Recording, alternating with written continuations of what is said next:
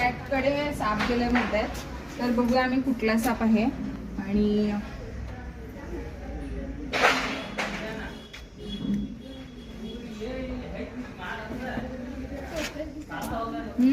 नाग आहे आणि कसं शांत बसलंय बघा.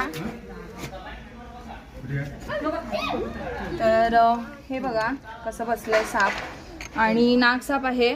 छोटा साप तर पटकरून अटॅक करू शकतो आणि त्याला थोडंसं डिस्टन्स असतंय, अटॅक पटकन करतो. आणि असं इथं मी रेस्क्यू करायला आले होते आणि अशा ठिकाणी बघा किती सुंदर तो फणा काढायला लागलाय आणि मोबाईलला कव्हर करायला लागले आता. आणि असं काही नाही आहे की ह्याच्यामध्ये विष नसतं, विष असतं आणि अटॅक क्विक होऊ शकतो याचा. तर भरपूर जर छोटे साप पकडायला जाऊन बाईट सुद्धा करून घेतलेत आणि असं वाटतंय त्यांना की छोटा साप असेल, विष नसेल म्हणून.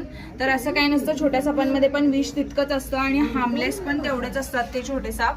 तर काळजी घ्या. आणि इथं घर आहे, इथं मंडप पण आहे दुर्गा देवीचं. तर हे मॅट काढून ठेवले होते, त्या मॅटमध्ये गेलो होतं. नशीब त्यांनी बघितले चुकून, कदाचित बाईट पण झाला असता. तर काळजी घ्या.